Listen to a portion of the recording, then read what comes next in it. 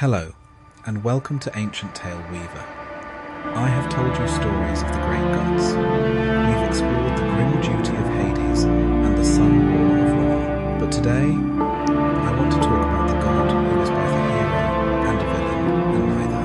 He is, I would argue, the single most important, most complex, and most fascinating character in all of mythology.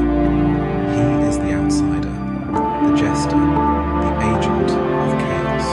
He is the god of fire, the god of lies, the shapeshifter, the silver tongue, and the catalyst for everything. Without him, the Norse gods would have no magic treasures, and without him, they would have no end. He is the god who gave Thor his hammer, and he is the god who caused Ragnarok. This is the story of Loki. It is not a simple story of good versus evil. It is a story of jealousy, of genius, of bitterness, and the tragedy of a man who was never, ever, truly one of them. To understand Loki, you have to understand his origin, because I must be clear, Loki is not an Aesir god. He is not from Asgard. He was not born of Odin's line. He is a giant. He is the son of two frost giants, Valbalti and Laufey. He is the enemy. But he was different. He wasn't a brute, like the other giants. He was clever. He was charming. He was beautiful. And in the early days, before the worlds were truly set, he met the king of the Aesir, Odin. And Odin, which I find so interesting, was impressed. He saw Loki's mind, his silver tongue, his ability to solve problems that strength could not. And Odin, a god obsessed with knowledge, needed that. So, they made a pact. The two of them, the king of the gods and the son of the giants, swore a sacred, magical oath. They became blood brothers. Odin adopted him. He invited the outsider in. He brought chaos into the very heart of Asgard. And why? I think because Odin was like Loki. Odin was also a wanderer, a seeker of magic, a trickster. He saw himself in Loki, but Loki was never truly accepted. He was the jester, the court magician, the friend who was always reminded that he was different. And this inferiority, this bitterness, is the key to his entire story. For a long time, Loki was useful. He was the fixer. He caused problems, and then he solved them. He was the god of chaos, but he was their chaos.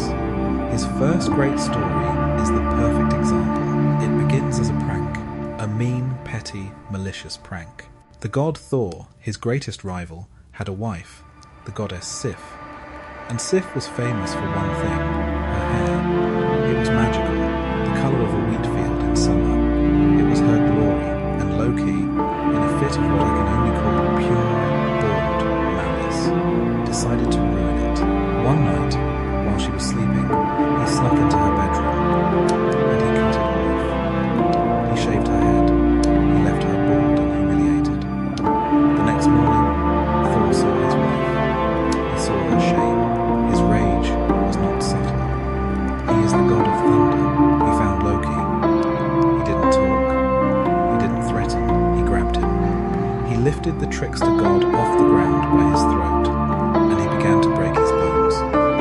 One by one, Loki screamed. He knew Thor was not bluffing. Thor was going to kill him. Wait! Loki gasped, his face turning blue. Wait! I can fix it! I swear. I can get her new hair. Magical hair. Hair even better than the old hair. Thor paused. His grip tightened. How? Loki, his mind racing in every minute,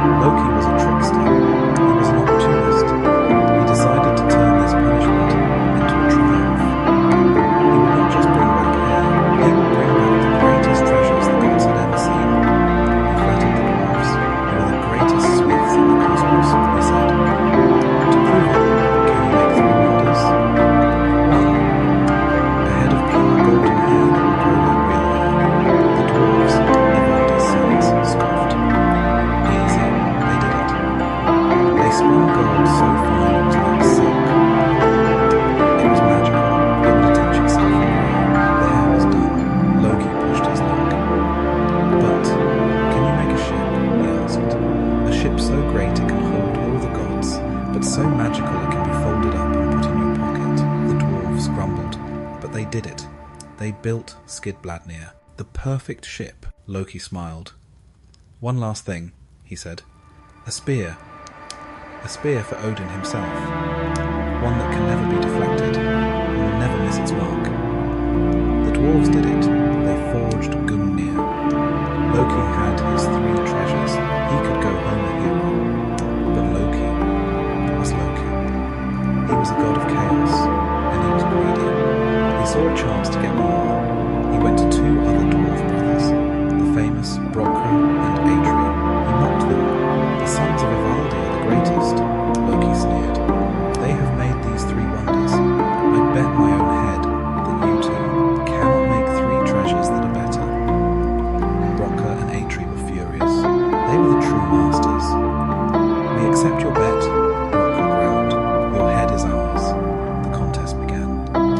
Atri worked the forge. Brokkr worked the bellows. Do not stop pumping, Atri commanded. No matter what. Loki panicked. He knew he was about to lose his head. He had to cheat. He transformed. He became a horrible black fly. As Atri placed the first treasure, a pig's skin, in the forge, Loki flew over and bit Brokkr on the hand. Brokkr roared, but he did not stop pumping. Atri pulled it out. It was gunning bursting, a giant golden boar that could run faster than any horse. 1-0. Atri placed gold in the forge. Pump, he commanded. Loki flew back. He bit Brokkr on his thick neck. Brokkr roared in pain, but he did not stop. Atri pulled it out. It was Draupnir, the golden ring of Odin, which would drip 8 new rings every 9th night. 2-0. Atri placed a lump of iron in the forge. Now, brother, he roared. This is the one. Pump, or all is lost. Loki was desperate. He knew this was the final treasure. He flew at Brokkr. He ignored his hand. He ignored his neck. He landed right between his eyes and his eyelid, and he bit down with all his might. Blood streamed into Brokkr's eyes. He was blinded. He couldn't see. And, just for 1 second, to wipe the blood away, Brokkr let go of the bellows. The fire faltered. No! Atri screamed. He ran to the forge.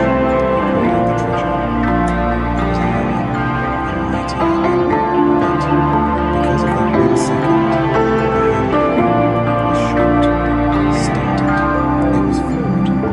It was Mjölnir. Loki now had to face the music. He returned to Asgard with all 6 treasures. He presented the first 3 to the gods. He gave Sif her golden hair. She was beautiful again.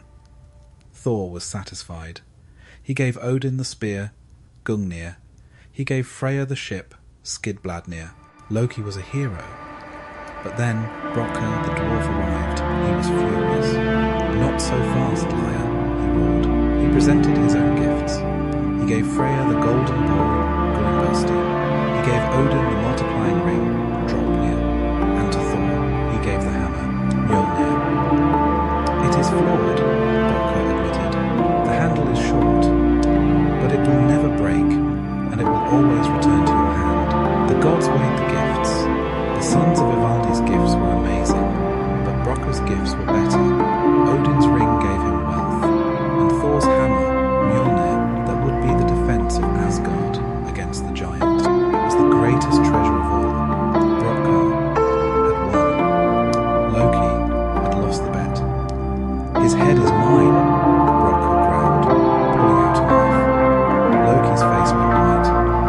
Wait, he shouted, and this is Loki's true power. His words. I promised you my head, Loki said, his voice suddenly calm and eager. And you may have it, but you may not touch my neck. I did not promise you my neck. And you cannot take the head without cutting the neck. Therefore, the bet is void. Brokkr was speechless. He had been beaten by a lawyer. He was so angry. Fine, he roared. I cannot take your head, but I will stop your lying mouth. He seized Loki, and since he could not cut him, he took a leather thong and a sharp awl, and he swed Loki's lips shut.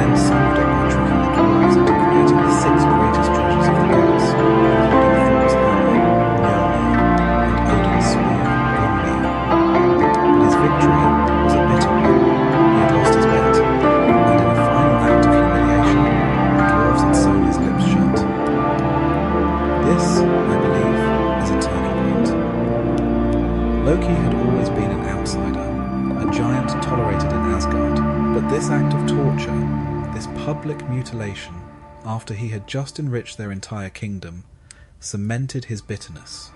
The smile, the jester's mask, was still there, but underneath, a cold, calculating hatred began to grow, and Loki was living a double life. He was not just the court jester of Asgard, he was something else. He would sneak away, he would travel far from the Golden Walls, back to his homeland, Jotunheim, the land of the giants, and there, in the dark, chaotic forests, he found a partner who was not an Aesir, a giantess. Her name was Angrboda, the bringer of grief, and with her he did not have to pretend. He was his true self, and with her he had children, his true children. They were not beautiful, golden, Aesir gods. They were monsters. They were the physical embodiment of his chaotic, giant nature. First was Jörmungandr, a serpent that grew at such an alarming rate that would one day circle the entire world. Second was Hel, a daughter born unnatural. One half of her was a beautiful, living goddess. The other half was a rotting, blue-black, dead corpse. She was the goddess of the border between life and death. And third, the one who mattered most, the one they all feared, Fenrir, the wolf. He was, at first, just a pup, but he was a pup who grew larger, stronger, and more savage every single day. This was Loki's true family, a family of outcasts, a family of monsters. And Odin, the All-Father, the one-eyed god obsessed with prophecy, knew about these children. He had seen them in his visions, in his nightmares. He saw that these three children of his blood brother would be the ones to bring about Ragnarok. They would be the ones to kill the gods. Fenrir would swallow Odin himself, Jörmungandr would kill Thor, and Hel would lead the army of the dead. So, Odin did what all tyrants do. He decided to strike first. He decided to make the prophecy come true. He betrayed his blood brother. He sent his gods to Mjölnir. They did not negotiate. They kidnapped Loki's children. Imagine that. They stole them from their mother, Jörmungandr, the serpent. They threw him into the great ocean that surrounds the world, to rot in the dark forever. Hel, the half-dead girl, they banished. They cast her down into the coldest, darkest realm, Niflheim, and made her queen of the dishonorable dead. They turned her grief into her prison. And Fenrir, the wolf, they were too afraid of him to banish. They brought him back to Asgard as a prisoner, to raise him in a cage. Only one god was brave enough to feed him, Tyr, the god of law and honor. But the wolf grew, and he grew too fast. The gods panicked. They had to bind him. They tried a chain. Fenrir broke it. They forged the strongest chain in creation. Fenrir broke it. They were terrified. They went to the dwarves. And the dwarves made Gleipnir, the magical fetter. It was as thin as a silk ribbon, but made from 6 impossible things. The sound of a cat's footfall, the beard of a woman, the roots of a mountain. It was unbreakable. They brought it to Fenrir. It's a game, they said. Try this one. But Fenrir, being Loki's son, was not a fool. He saw the trick. I will not be bound, he growled, unless one of you will swear an oath of good faith. Place your hand in my mouth. All the gods refused. They knew it was a trick. All except one. Tyr, the god of honor. He knew he was being deceived, but his oath was his bond. He placed his right hand in the wolf's mouth. The gods wrapped the wolf in the ribbon. Fenrir tensed. He pulled. The ribbon held. He was trapped. He snapped his jaws, and Tyr's hand was gone. And what did the gods do? Did they honor Tyr's sacrifice? No. They laughed. They laughed that their enemy was bound. And Loki, who was forced to watch this, his children stolen, banished, and bound, felt his heart turn from bitterness to pure, black ice. But the gods were hypocrites. They hated Loki's chaos, but they still needed it. Soon after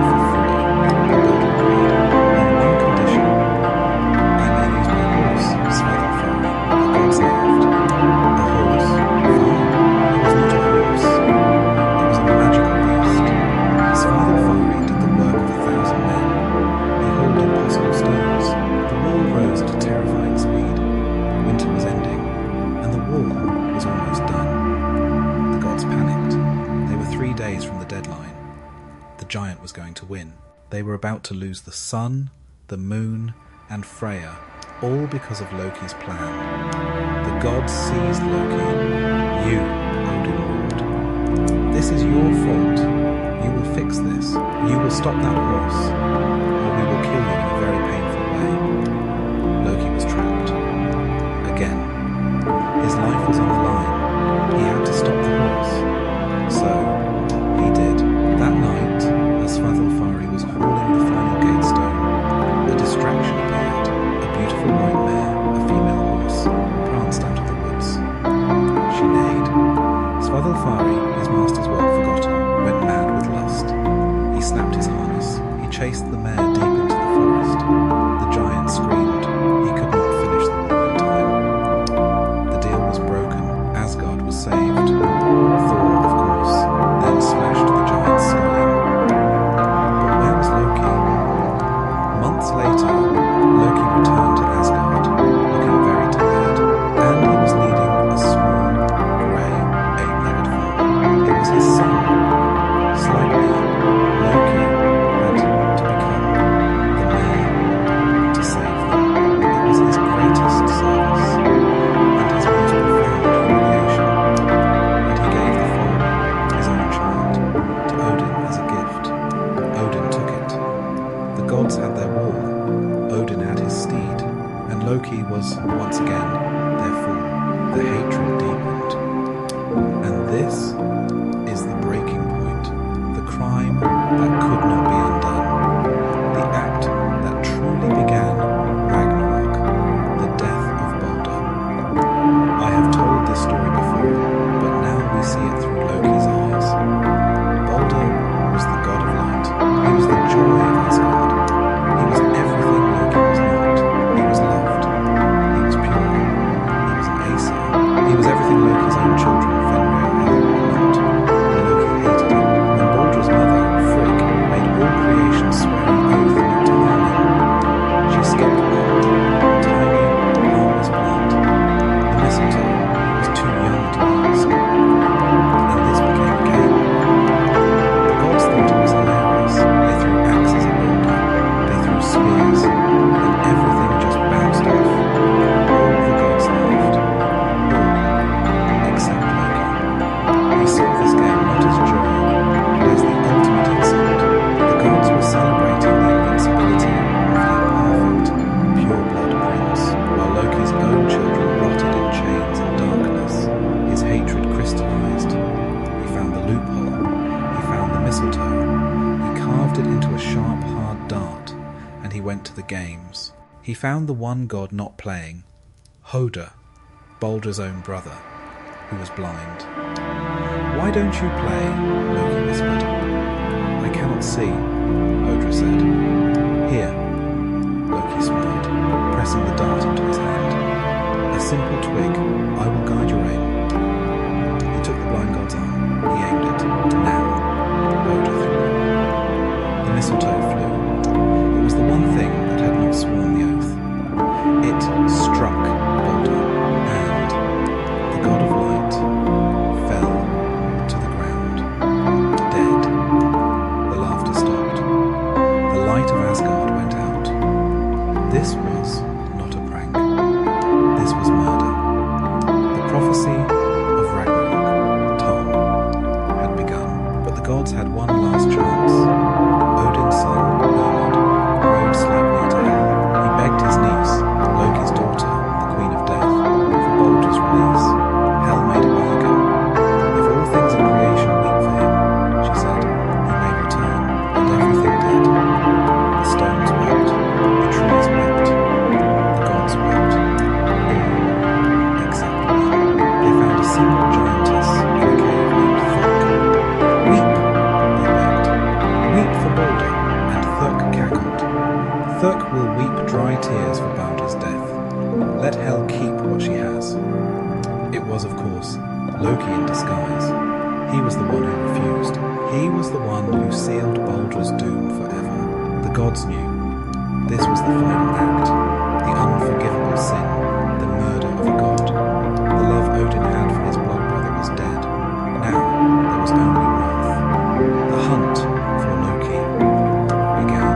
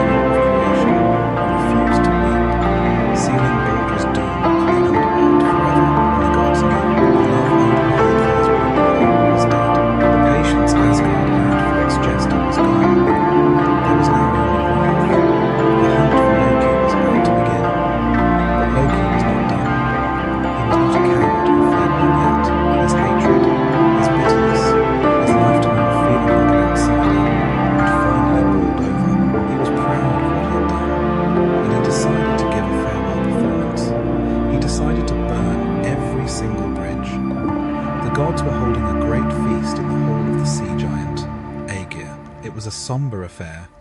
Mourning Baldr, and Loki crashed the party. He strode into the hall, his face flush with ale and malice. The gods fell silent. They knew what he had done. What?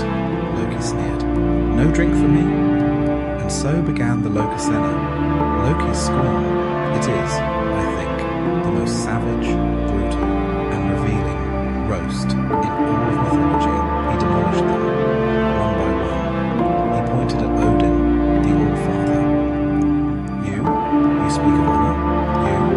You practice Sadra, women's magic, on the Isle. You who gave the prize of victory not to the brave, but to the cowards you favoured. He pointed at Frigg, the queen. You mourn your son. How faithful are you? You who slept with both of your husband's brothers. He pointed at Freya. You, the goddess of love. You who have slept with every god and every elf in this hall for a new piece of jewelry. He was vicious. He was personal. He was telling the truth. He was exposing all the hypocrisy, all the secret sins of the perfect Aesir gods. He was the outsider, finally telling the in-crowd exactly what he thought of them. He saved his family, and most foolish, and some of Thor. Just as he was insulting Thor's wife, Sif, Thor himself burst into the hall, his hammer Mjölnir in hand. Silence, wretch! Thor roared, or I will hammer your lying head from your shoulders. Loki, for the first time, paused. He knew Thor was not a politician. He was a hammer. I have said what I came to say, Loki sneered. I leave now. But know this. I was the one who ensured that Baldr never returns, and with that final, twisting knife, he vanished. The god's rage was total. The hunt was on. This was no longer a game. This was an execution. Loki fled. He was the greatest shapeshifter in the cosmos, and he was terrified. He fled to a high, remote mountain. He built a house with 4 doors, so he could watch all directions at once. He spent his days in fear, and at night, to hide, he would shapeshift. He became a salmon. He hid a vast silver fish in the cold, clear river at the base of the mountain.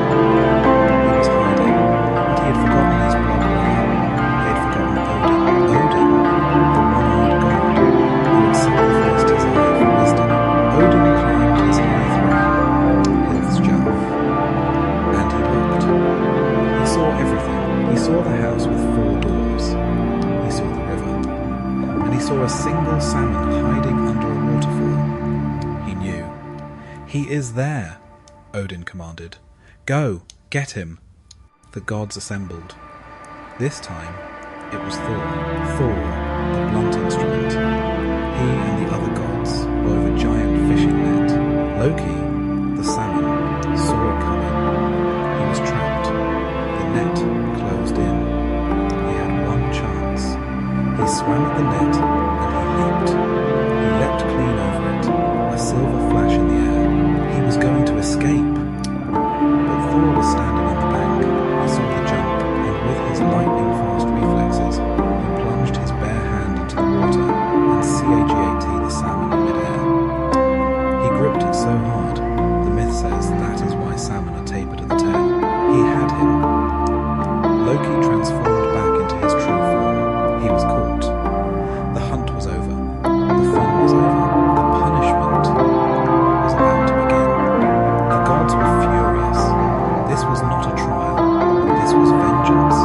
They dragged Loki deep underground to a cold, dark cave. They brought his other family, his Aesir wife, Sigyn, and their 2 sons, Nafi and Vali. Loki was forced to watch. The gods were not just going to punish him. They were going to use his own family to do it. In an act of terrible poetic justice, for Loki turning brother against brother, Oda versus Baldr, the gods cursed Loki's son Vali. He transformed into a vicious wolf. And the wolf, driven by madness, attacked his own brother, Nafi, and tore him to pieces. Loki was forced to watch his son be murdered by his other son, and